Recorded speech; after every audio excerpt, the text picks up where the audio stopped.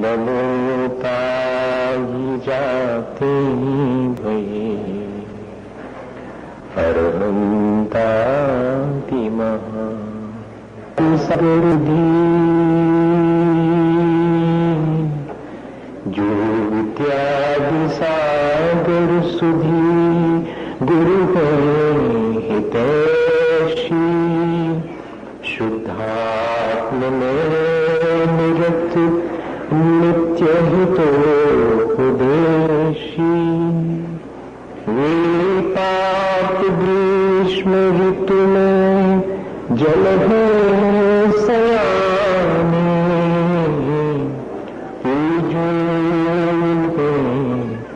सतत केवल ज्ञान पाने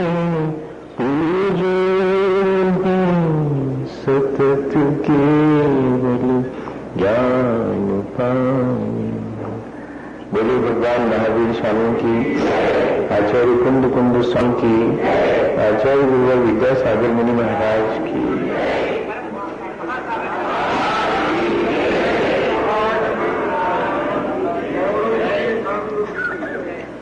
हम सभी लोगों ने पिछले दिनों अपने जीवन को अच्छा बनाने के लिए एक प्रक्रिया पर विचार करना शुरू किया है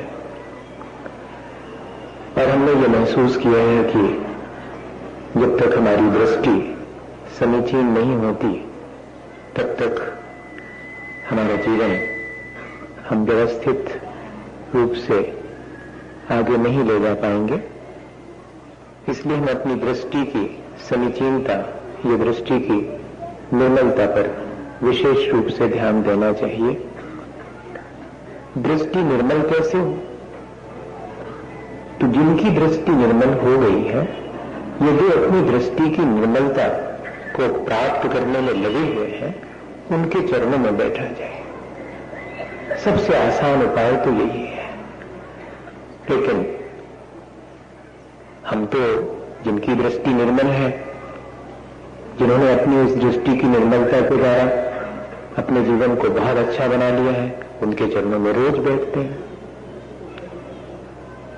तो हमारी दृष्टि निर्मल हो जानी चाहिए। नहीं, इतने अकेले से काम न चलेगा।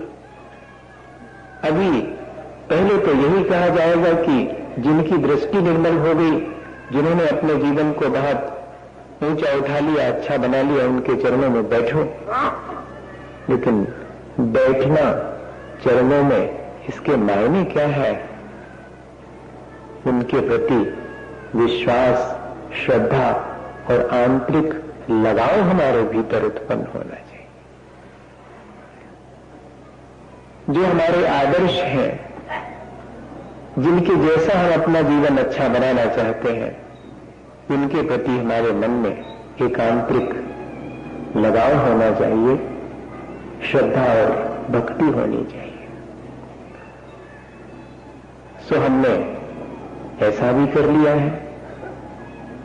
अब हमारी दृष्टि निर्मल हो जानी चाहिए। तो कहते इतने से भी काम न चलेगा। वो जो आंतरिक लगाव है, वो जो श्रद्धा और भक्ति है, वो भी हमारे जीवन को, दृष्टि को निर्मलता ऐसे न दे पाएगी जब तक कि हम उस श्रद्धा और भक्ति और आंतरिक लगाव के द्वारा अपना संसार ही साधेंगे। वह जो श्रद्धा है, वह जो भक्ति है, वो परमार्थभूत होना चाहिए।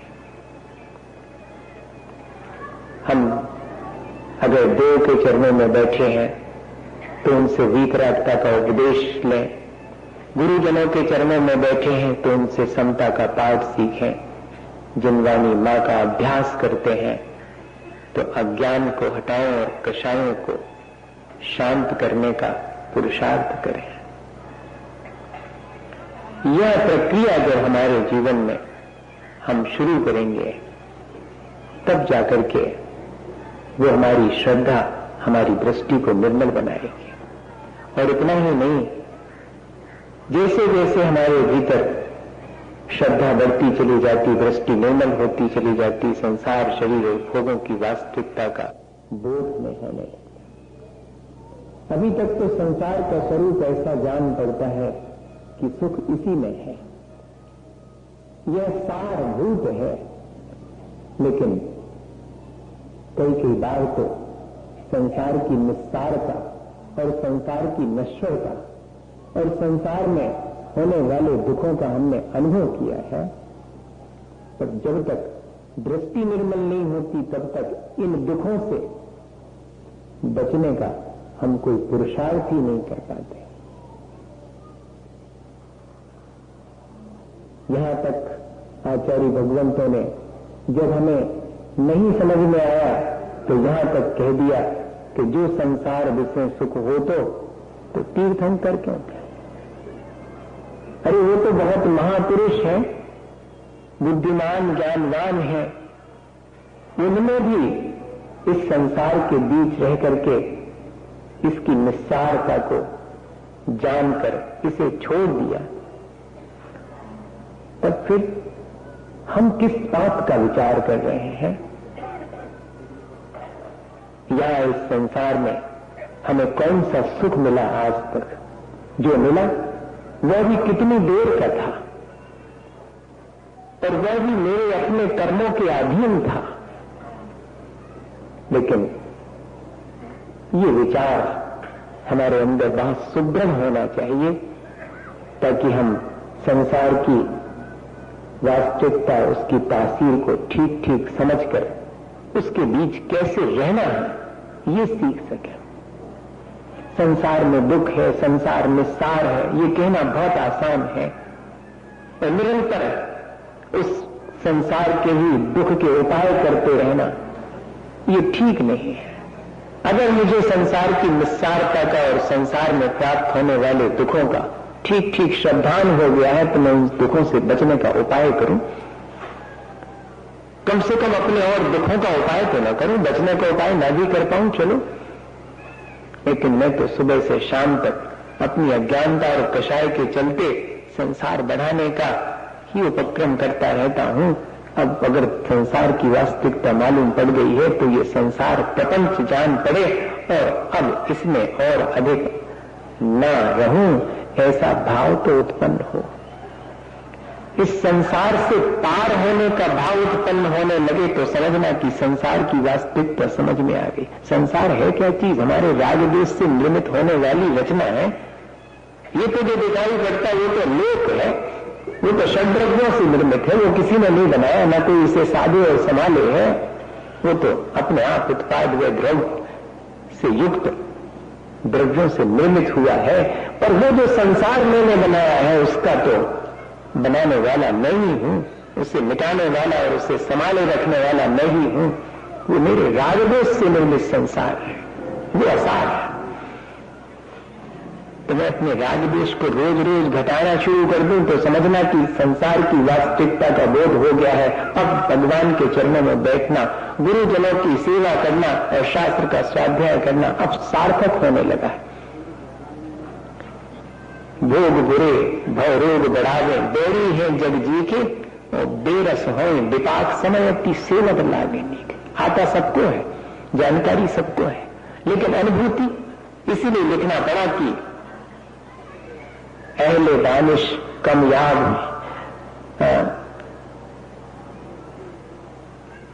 कमयाब है अहले नजर। अहले दानिश आम है, कमयाब है अहले नजर। क्या ताजुब की रह जाए दामन तेरा खाली। अहले दानिश तत्व के जानने वाले बहुत हैं, लेकिन अहले नजर, लेकिन तत्व दृष्टा कोई विरला ही होता है। 7 तत्वों का बारीक स्वरूप भी समझने वाले सैकड़ों लोग मिल जाएंगे, लेकिन तत्व के स्वरूप को अपने भीतर महसूस करने वाले बहुत विरले ही हैं। इसलिए सावधान रहना। संसार शरीर और भोगों की वास्तविकता को जानने वाले बुद्धि से बहुत लोग मिल जाएंगे, लेकिन संसार शरीर और भोगों की वास्तविकता को जानकर उनसे विरक्त होने वाला कोई विरला ही होगा। हमें तो वो कार्य करना है। हमारे जानने का उद्देश्य ही यही है कि हम ठीक ठीक जान करके हे को हे जान करके छोड़ सकें, उपादेय को उपादेय जान करके स्वीकार कर सकें। ऐसा ना हो कि हे उपादेय का भारी भारी ज्ञान होने के बाद भी मैं हे पदार्थ को ही छाती से चिपकाए रखूं और उपादेय से विमुख रहूं। ये दृष्टि की निर्मलता यही काम करती है कि पहले हमें हे उपादेय का ठीक ठीक ज्ञान करा देती है और उतना ही नहीं, फिर हे से हमें व्यक्त करना शुरू कर देती है। तब वो दृष्टि की निर्मलता सुदृढ़ कहलाएगी, समीचीन कहलाएगी।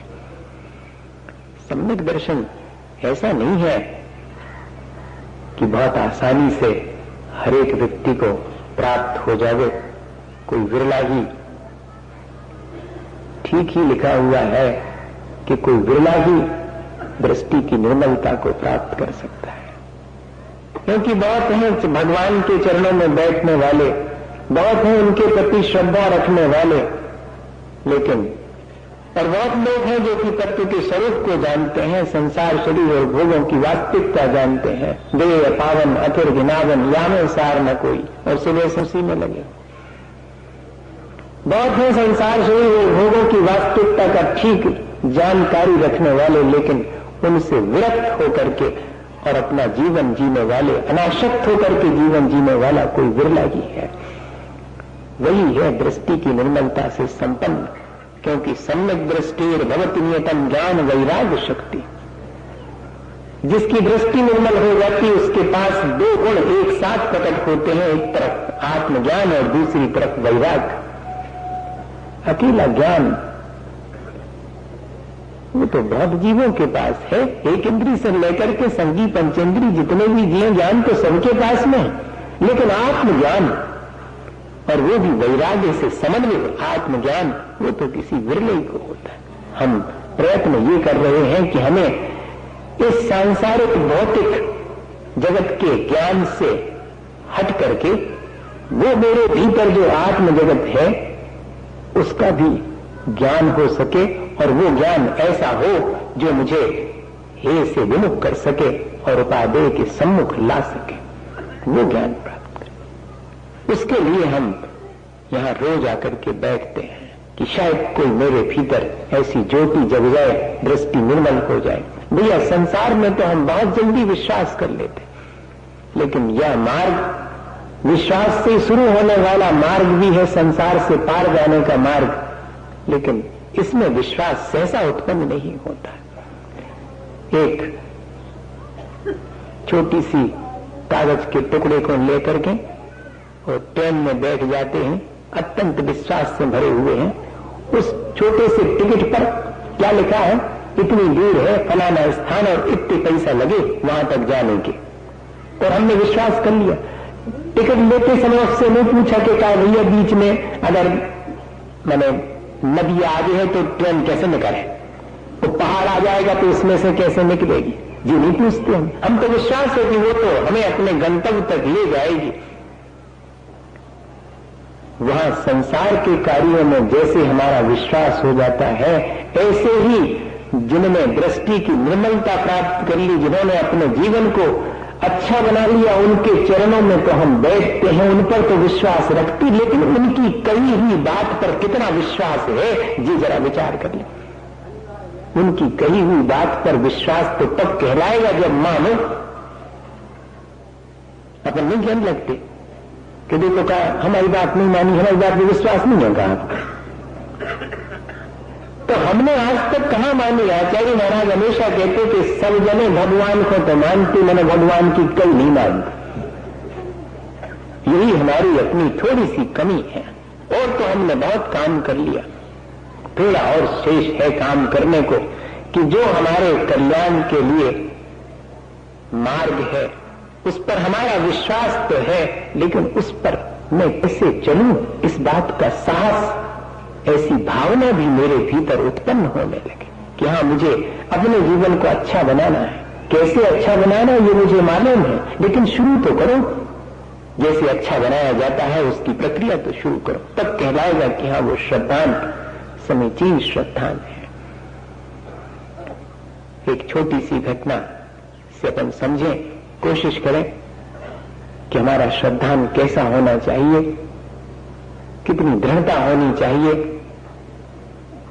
और श्रद्धान की दृढ़ता अगर हो गई, दृष्टि की निर्मलता प्राप्त हो गई, तो जीवन जीने का ढंग बदल जाएगा। हम रहेंगे वहीं, लेकिन हमारी दृष्टि बदलने से, कहते अपन के जैसी दृष्टि वैसी सृष्टि, सब कुछ बदल जाता है।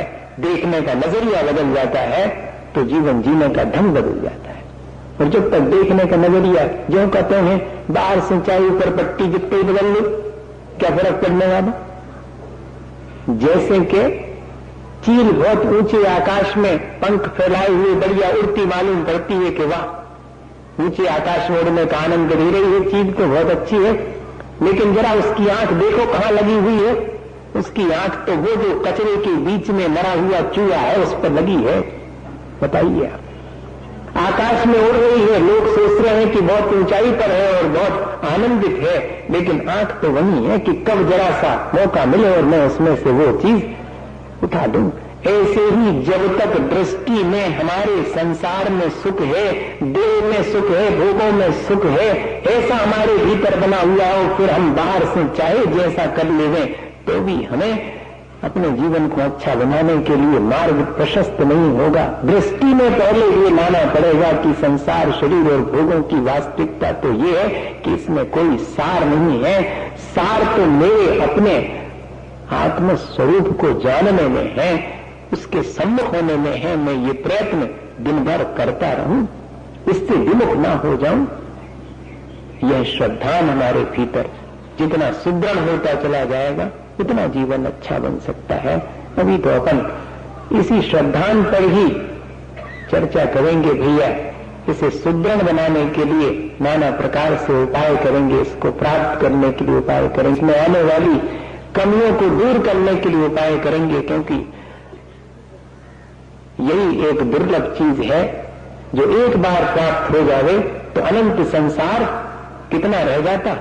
जैसे समुद्र है तो चुल्लू भर पानी, ऐसे ही अनंत संसार अर्ध फुदगल परावर्तन शेष रह जाता है, पंच परावर्तन नष्ट हो जाते हैं। इसलिए ये दृष्टि की निर्मलता का महत्व समझ करके हम, जब हमें सच्चे देवगुरु शास्त्र का सानिध्य मिला, उनके चरणों में हम बैठते हैं, अपनी श्रद्धा व्यक्त करते हैं, तो उनसे हम संदेश लेकर के अपने जीवन में वैसा ही जीना भी शुरू करें, तब जाकर के कहलाएगा कि हाँ, हमारा श्रद्धान अब समीचीन हो गया है।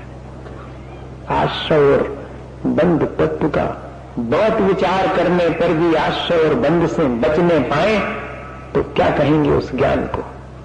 संबर और निर्जरा से मेरा कल्याण है ये जानते हुए भी संबर और निर्जरा के उपाय न कर पावे तो क्या कहेंगे उस ज्ञान को, बताइए आप। इसलिए हम ठीक जानते हैं, उस जाने हुए के अनुसार हमारा जीवन भी बनता चला जाए, उस श्रद्धान तब समीचीन कहलाएगा।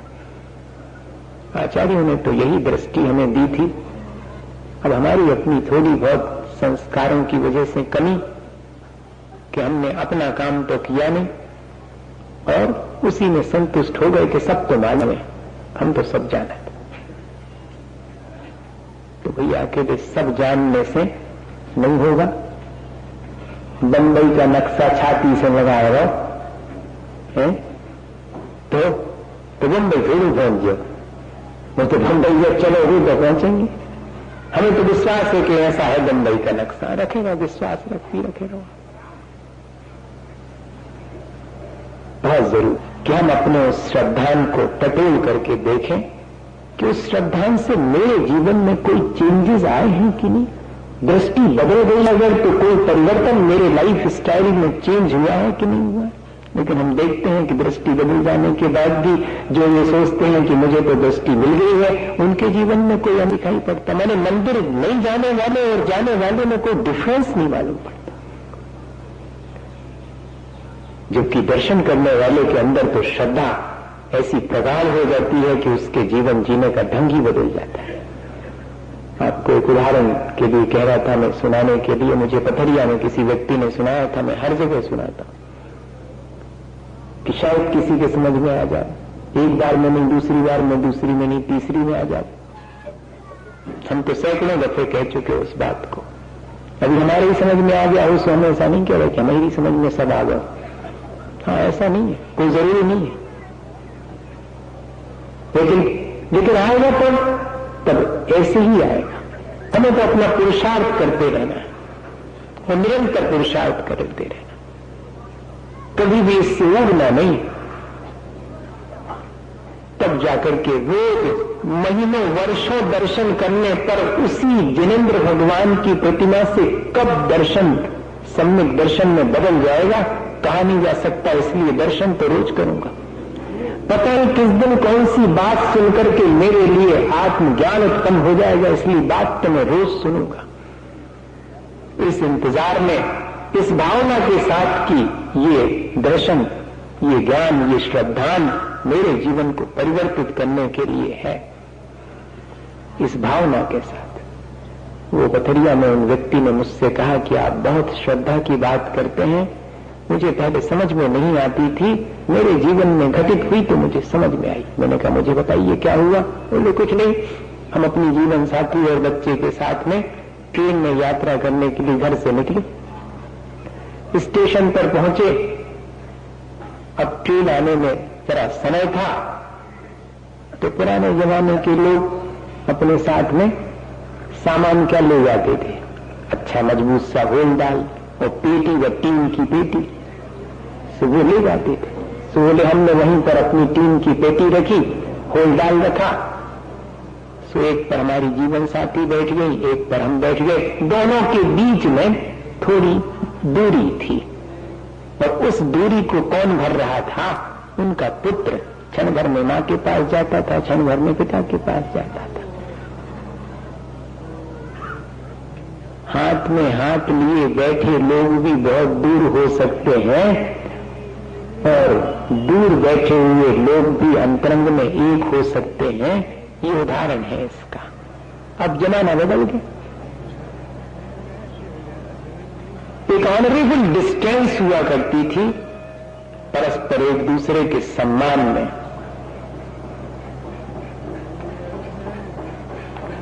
अब बेटे को नींद आने लगी तो बेटे ने सबसे पहले पिता के पास आके कहा कि पिता मुझे नींद आती है, मैं सोऊंगा।